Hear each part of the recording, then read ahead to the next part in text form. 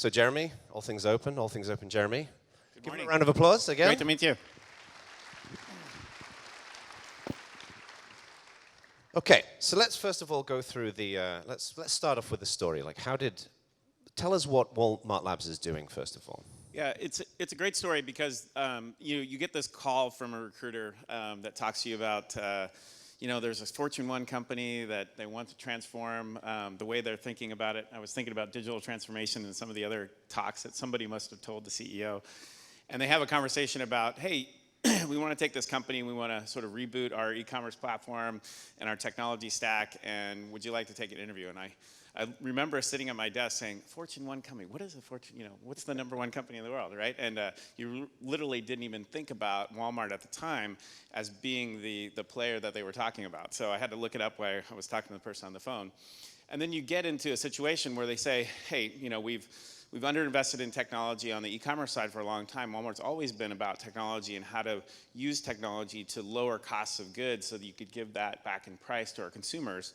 But as we start moving into the digital age or into the e-commerce age, how do we make sure that we're taking the assets of Walmart and building an e-commerce experience that will leverage that? So I signed up for this crazy job a few years ago. And frankly, what you decide when you go in there is to say, how would you do that if you were started? If all you got this opportunity, what would you do? You'd reboot the team and the process. You make sure you're using the latest and greatest of dev tools and technology. You'd certainly start with sort of a SOA-based architecture and a lot of the stream processing pieces that you talked about and all the latest technology stacks. And you'd absolutely use open source technology stack. Right. And so this is kind of the story of Walmart Labs. We've made 15 acquisitions over a number of years, both small companies and folks that were using lots of open source technology. So we've also had to embrace a wide swath of open source technology to deal with all types of different things that you see in the retail space, whether it's payments or cart and checkout systems, fraud systems, or even the front end systems. So that's a little bit of the background of Walmart Labs and why we got started. That's great. So let's walk through the resume, not your resume, but let's walk through the Walmart Labs resume. So Walmart Labs have been working on a Hyperledger project with the Linux Foundation for tracking meat, which I thought was interesting. There's OneUps, which is an application lifecycle management framework. Lazo, which is a client-server web framework for Node. There's Happy, which is a framework for RESTful API services. Joy, which is a validation system for JavaScript. And then there's been the work focusing on Electrode, which is an entire an application platform behind Walmart.com. So how do you decide what to focus on? I mean, this is a lot of work that's connected in some ways, but it's also diverse in other ways. Yeah, it's a great question, and I think like a lot of enterprises, you get started with little things. The first ones that we worked on, Happy and some of the early testing frameworks, we were exploring a set of technologies and capabilities, and then we went to open source conferences like this, and people were like, "Hey, that's a really good idea. Why don't you do this?" So we started that, and we really didn't have an open source contribution policy in the company. So that was really the first thing. And one of the things I wanted to stress for the organizations that are in here, it's great to accept and use open source technology, but as you get heavier and heavier into the use, you really need to turn back on your corporations and say, hey, we need to have a contribution policy and let people contribute while they're working, not just on their personal time, but actually contribute back. So we started off small, lots of JavaScript frameworks, our testing framework called Test Armada, and a lot of things on the front end. But then we started getting serious. Kiri's sitting over here, and we had bought a company called OneOps that was really a cloud provisioning tool. And as we started using it, we decided that that piece alone would be better if it was interconnected with more clouds. And so do we want to build all the cloud connectors to all the different cloud providers, or should we open source this and let it go? So we have the ability to deploy on Rackspace or Azure or our own internal clouds, and with a click of a button, you can move any one of your workloads from an internal cloud to an external cloud or to any others. And Kiri's going to demo that in one of the sessions later today. And that was really our first foray into saying, hey, this is something big that we want to contribute. And then we said the next thing, and the nice part about OneOps is that it's a platform that everyone can use, but it's one of those all-in kind of platforms. As we worked with Facebook on React, we decided React has got a great set of capabilities, but it really needs a framework around it in order to use it. So we had built a program we called Electrode, and we just open sourced that about 2 weeks ago. We announced it about 2 weeks ago at another conference. And it's a framework that you can use for all your application development, but also you can take it in pieces. So it's a little bit more of a sort of work as you go, if you will. So we've seen lots of companies across the years who set up open source programs offices or try to bring the open source kind of methodology into their organizations. And typically it starts out as an experimental piece, and then it ultimately gets subsumed, like this happened with Microsoft, for example. Walmart's a big company, and as everybody mentioned in the keynotes, the culture of open source is the tricky piece, right? The collaboration piece around the code is in many ways the easier component. How did you do that at Walmart, and what were the challenges that you faced in doing that? Because I mean, this is a big company that's been around for many years. Must have been a pretty significant cultural shift, right? Yeah, the good part about Walmart Labs is that we sort of didn't ask for permission, if you know what I mean.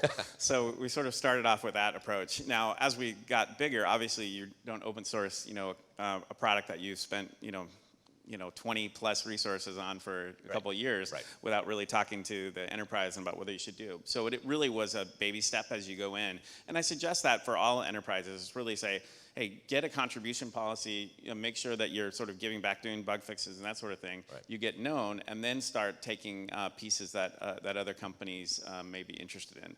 It was a big change, and frankly, it's now part of, Walmart Labs is the digital experience part of the company, but of course we have a huge IT team that runs lots of capabilities. They use Kafka. They've been implementing that kind of technology throughout the entire enterprise.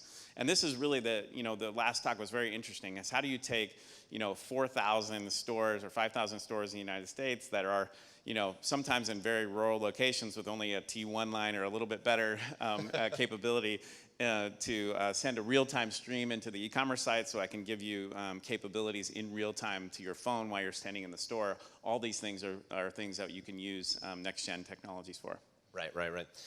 One of the things I thought was interesting when I did a little bit of digging into some of these projects was the licensing for these projects is somewhat inconsistent. Some of them are under, I think a couple of these are under the MIT license, but some are under more like a customized or a specific Walmart license.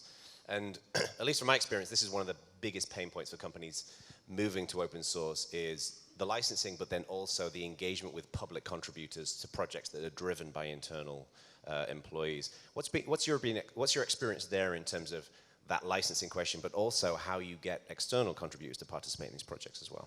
Yeah, it's a great question. And we at Walmart has switched everything now to Apache, and I think that's where we're going. But but I think this is a classic problem when you first get started. Is like, which license do you go after? And it really was the developers sort of deciding and having a lawyer check it off and decide whether it's a good idea or not. So we did the first couple of JavaScript frameworks with a very small team and sort of a ask permission later kind of scenario. But as we got deeper into it, the Apache license is where we're going with everything. So the bigger ones for sure, and I'm not sure we're going to move the old ones, but I think as we go forward, it's such a simple license. You don't have to worry about patents or any of the other infringements. It's really easy for developers and lawyers to read and understand. So it's pretty straightforward, and that's what we'll be using going forward. So, I'm sure there's many people who here in this room works for a large company who hires thousands of people, yeah? And I'm sure many of you are working for companies who you'd love to bring in open source and are not currently doing it. There's this debate, we were talking about this actually yesterday with the Red Hat team about, do you build this in more of a top-down way, where you essentially lead by example and you get the leadership team to move people in that direction, or more of a bottom-up way? How have you found the experience at Walmart? Yeah, it really was a grassroots session, and I think when the company decided to build Walmart Labs, and we sort of went into the small acquisitions, and we sort of inherit, a lot of open source by default. But I think I'd be surprised if any of these Fortune 500 companies didn't have a bunch of open source already running in it. And maybe some of it is the CTO doesn't know, or maybe the CE doesn't know that we're using that. But I think it's, that ship has sailed, and these kind of technologies are what you have to use. And even in a place where some of our legacy technology has been around for a really long time. We've had to, we put Kafka on the end of it, so we can make it into a real-time stream and these sorts of things. And so you can baby step in your way into these things. But Right. I think, again, having the open source policy and pushing that through the legal and the executive team is absolutely critical. But a lot of it comes from the bottom up, and I think that's fine. Right. And I know one of the challenges that some companies have faced, particularly when they've set up open source programs offices, is you start out, it's small, it's simple, you can carve out a methodology and get people working, get some individual teams working on that. But then as that inflection point hits and the company starts adopting it, you then have scale to deal with. Where are you right now in terms of the impact of this on the wider company, and where there has been scale, how have you dealt with that kind of scale? Yeah, it's a great question. We talk about this inside Walmart Labs in particular. We talk about creating the irresistible developer environment. And what you want with that is the ability to have no bureaucracy, no sort of approvals by the security team, you don't have to wait for provisioning of computers, you don't have to get the IT guy to sign off on your iPad or whatever. It's how do you build an environment that's so simple for developers to code in, that they can absolutely get work done every day. Coders want to come in, they want to do great work, and they don't want to go to meetings, and they don't want to deal with approvals. Right. So we set everything up as sort of small, dedicated teams for everything, and we talk about these teams being the CEOs of their own destiny. They're small little startups, effectively. They might own the payment system or the fraud system or the cart and checkout system, and they run relatively independently. That can be, from time to time, it has downsides too, and sort of coordination, but you can see these mini teams essentially running effectively as fast as they could go. And then you get these larger projects. As you build larger projects, we built a product called Scan and Go recently. If any of you are Sam's Club members, it's essentially the number one thing people hate when they go to the grocery store is standing in the line. So we built an app effectively that you can scan all your own items, pay for it while you're in the store, and then you just show it to the checkout greeter at the end of the door. So whenever, there's always somebody at the door sort of checking your goods, and effectively skipping that whole process. Right. Now you can imagine that's a huge program, right? You're trying to transform the way that you check out at a grocery store.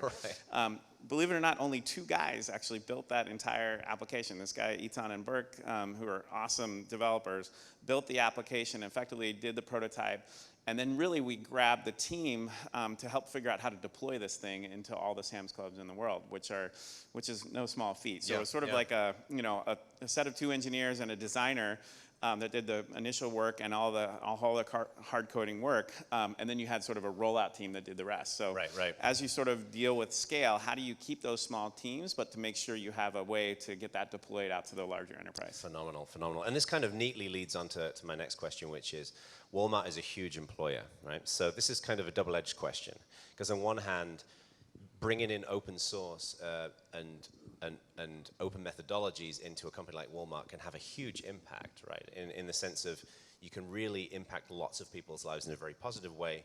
But then there is an increasing concern around robots replacing people, essentially. And how do you balance that? I mean, Walmart is a huge employer. How do you bring impact to people's lives? But then what's your thoughts on people who may be concerned that their jobs are going away and they're going to be replaced by a Perl script? Yeah, I think it's a great question. The merchant, the example of a merchant is what comes to mind when I first talked about this. So we have, if you go back 3 or 4 years, each merchant in our organization was effectively in charge of about 1,000 items. They had to make sure they bought them right. They had the relationship with the suppliers. They had to make sure they were well priced. They had to make sure they had good images. As Walmart continues to scale, what we're doing is effectively now, at that time we had about 1 million items on the website. We're adding about 1 million items every month at this point, every week actually in some cases, to the website. And so the relationship between a merchant and an item has changed from watching 1,000 items to watching 100,000 items. And so their job changes dramatically because you're really dealing, and you're able to use the machine learning algo to effectively tell them, here are the problems that you need to go deal with. Hey, you need better pricing from this supplier. You've got missing images on this item and that sort of thing. So you change their job, but effectively as we continue to scale, we're not really seeing a, we need less people. We need more people to do different types of work and more specialized work. And that's really how it's helped, balance the between that. I don't see us needing less people for a very long time. Yeah, hopefully so. And final quick question for people who are interested in any of these projects, people who would like to somehow get involved. Where would you point them to get involved? So on GitHub, we have a Walmart Labs repo. It's got all the ones that we talked about. The latest one you should take a look at, and there's two sessions today, one Electrode and the other one OneOps, our cloud provider, and our front end. But yeah, it's been great, and I appreciate you having me here and talking about it. This has been great, and I'm just so impressed with what's going on. Like some people who I know, like Sean Roberts and Patricia Dugan. Yeah, they've been awesome. Many other great people doing great work at Walmart Labs. So please put your hands together for Jeremy. Thank you guys very much.